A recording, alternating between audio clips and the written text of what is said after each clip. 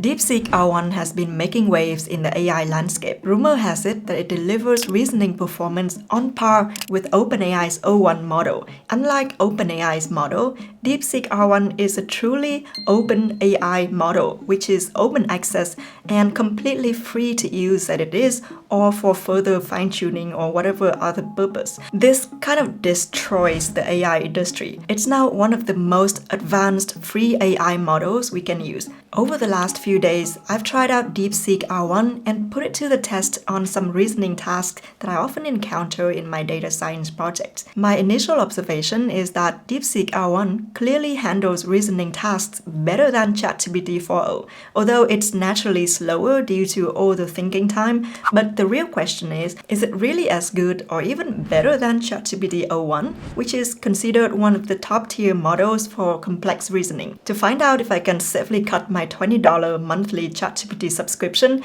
I tested both models on real-world open-ended data science questions. We'll compare the accuracy, clarity, and thoughtfulness of the answers side by side. One reason DeepSeek-o1 is so interesting and so hyped is that it doesn't rely on expensive human-labeled datasets or any supervised fine-tuning. This supervised fine-tuning process is crucial for models like the ones from OpenAI. Instead, DeepSeek-o1 relies solely on reinforcement learning, and it turns out that the model can naturally learn to solve reasoning tasks with more thinking time, refining its thought process carefully before moving on to the next steps.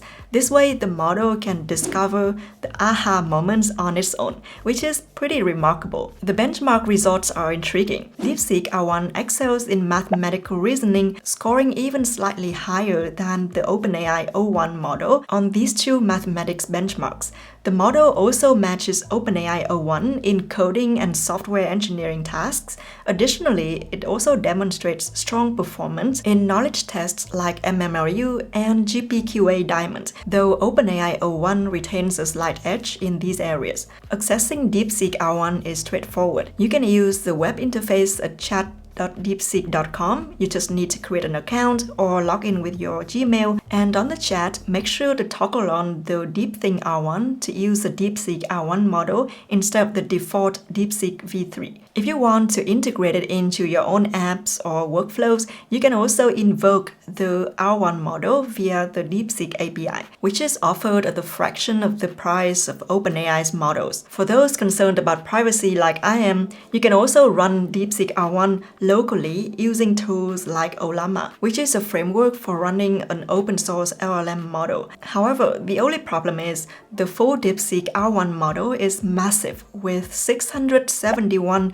billion parameters, and you need over 400 gigabytes of disk space just to download it, and to run it on your computer you need a lot of memory and computing power. Someone on the internet did manage to run this model by stacking up 8 MacBook Pro minis, so I guess it's possible if you really want to try. But thankfully, DeepSeek also provides some distilled models with fewer parameters, like the 7 billion parameter model that you can run even on a modest computer, though performance might be slightly reduced. So these models are actually fine-tuned models based on another model such as Llama 3 using the data sample created with DeepSeek R1. I personally managed to download and run the 14B parameter version on my laptop using Ollama. You can run the model from the terminal, but for a more user-friendly interface, I'd recommend using OpenWebUI, which is an offline AI platform that supports Ollama and other LLM runners. You can download it and run it locally as a Docker container, and then it will automatically connect to all the local models that you have in your computer, and you're free to experiment with these models. I find it very convenient and very usable and keeps everything private. Alright, now let's jump onto the laptop and see how DeepSeek R1 compares to OpenAI o1 model. I have DeepSeek R1 and ChatGPT o1 here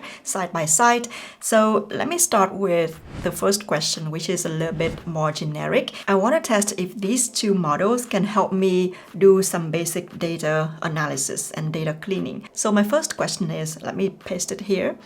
You have a data set containing retail transactions with missing values, outliers, and inconsistent data formats. Provide a systematic approach, I have some typo here, to clean and pre-process the data before any analysis. So I want to see if it can give me kind of like a planning step-by-step to tackle this data cleaning pre-processing step. And let me also copy this question to ChatGPT as well and run these two models at the same time. So you can see that DeepSeek thinks about the question a little bit longer than ChatGPT-o1. It gives really like natural sounding. For example, okay, I need to figure out the systematic approach, and then first handling missing values. I remember that there are also different ways to deal with missing data, and then dealing with outliers, and now putting together, let me outline this whole process. So it does all these steps even before giving the final answer. Meanwhile, ChatGPT-o1 also thought about this, but it's really short and it just doesn't give me a very clear step-by-step process of how it's thinking about this question.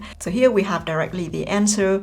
Below is the step-by-step framework for cleaning and pre-processing your transaction data. Firstly, understanding the data and business context, initial data exploration, handle inconsistent date formats, and identify addressing missing data, verify and correct data types, create derived or clean columns if needed. Finally, quality checks, document the pre-processing and cleaning step process, and next step, analysis and modeling. So this whole process is pretty good. I cannot think of anything to add, although I haven't really looked into the details, but it gives overall a pretty solid framework for how you can go about cleaning and pre-processing your data before analysis. In the meantime, DeepSeek-o1 has also finished answering my question. The answer includes also a couple of different steps. The first is initial data assessment, handle missing values. The third step is standardize date formats, detect and treat outliers using statistical methods or visualization, data validation and quality checks, documentation and versioning. And it also gives me kind of like an example workflow with Python code, how to handle missing values, how to standardize dates, and handle outliers, and validate the data. So honestly, I'm happy with both answers. But as you can see, ChatGPT-o1 gives more steps. That is because it adds some additional things like next steps, analysis and modeling. As a first step, it also talks about understanding the data and business context, which was not mentioned in the DeepSeek-o1 answer.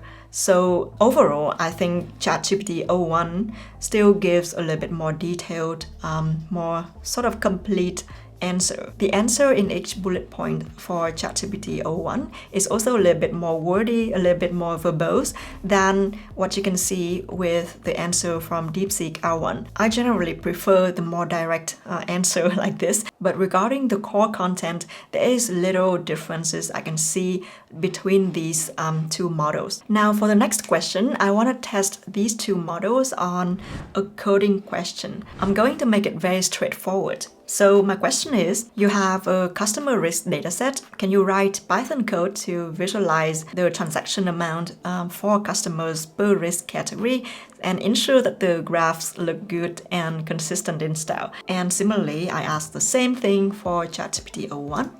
And let's find out. So again, DeepSeek-o1 is doing a lot of thinking. And so first, I need to make sure the data is properly loaded.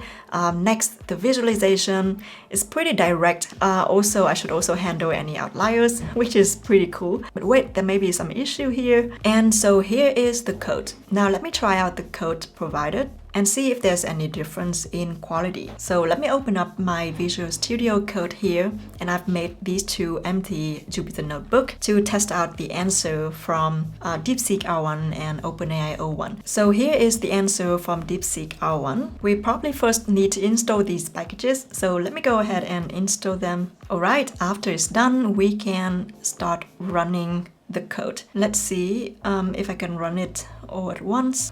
We got an error here saying that module pandas has no attribute np. So it is here in the code somewhere at the beginning. We have pd.np, which doesn't make any sense. So I would say that we would fix this. And so let me fix this by importing the NumPy package. And let's run it again. Oh, again, we have another error here. Yeah, ta-da! We got the result.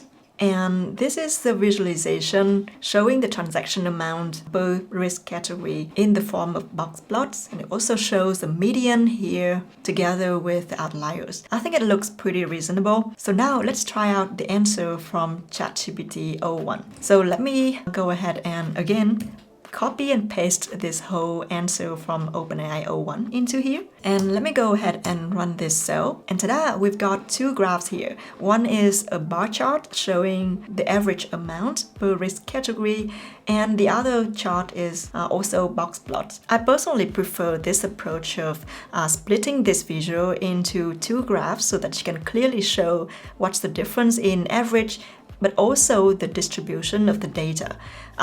Meanwhile, DeepSeek R1 tries to visualize everything in one graph. It can be a little bit difficult to read sometimes. And it also got a minor error in the code that we need to fix manually. So I think in this case, OpenAI-o1 is slightly better in terms of its approach, and also it didn't give any error, which is pretty impressive. Alright, to see if these two AI models are sophisticated enough to detect really subtle data misrepresentations, I'll do a final test using an infamous example. This is the real graph used by a pharmaceutical company, Purdue Pharma, in 1995 to convince doctors and patients that OxyContin, a pain relief medication, was much less addictive than other opioids. This is a real-life case, and many people ended up being addicted to this drug. I'd highly recommend watching the miniseries DeepSeek if you want to know more about it. So at first glance, the graph seems to suggest that OxyContin levels rise slowly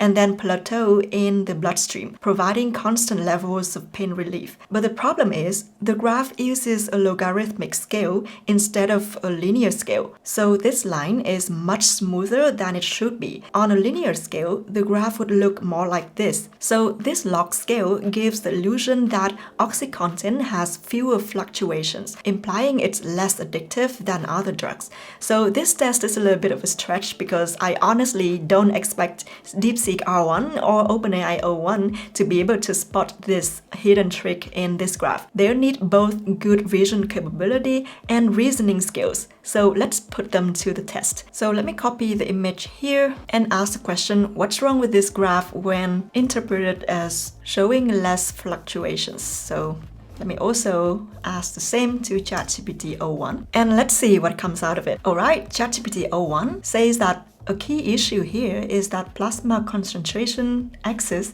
is on a log scale rather than a linear scale. Log scaling compresses higher values more than lower values, making the difference between peak and valley look smaller than it actually is. In other words, the smooth profile is partly an illusion caused by the axis scaling.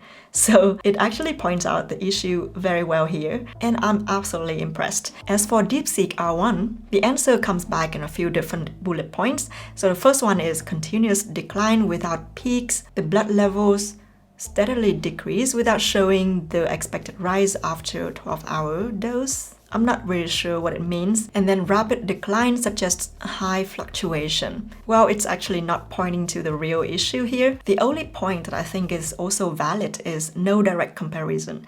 The claim of fewer peaks and valleys than immediate release lacks validation because the graph does not overlay or compare both case scenarios. So I think it's also a valid point. This graph should actually be shown overlaying two different drugs to allow for more direct and fair comparison. So having tested DeepSeek R1 on these open-ended and somewhat challenging data questions, I'm honestly impressed. I think most of its answers are on par with the O1 model, except for the graph question and a small error in the coding question. I also really like the straightforward way it thinks step by step, and it feels more friendly and user-focused, and also feels more like a thinking partner to me. And this open source model being free and available to everyone is a big step toward decentralizing AI. I was not much worried about AI being so smart and taking over the world. I was more worried about big tech companies making a fortune by charging arms and legs to get access to smart AI. So this really brings me a lot of hope. So is it time to cancel my ChatGPT subscription? Maybe not just yet, because ChatGPT still has some advantages in coding tasks and some vision tasks that we saw earlier. But if you're a data scientist or researcher needing a good reasoning model without breaking the bank, DeepSeek R1 is a fantastic free AI assistant. If you're interested in learning the fundamentals of AI and cut through the hype, check out this video on my channel. Thank you for watching. See you soon. Bye bye.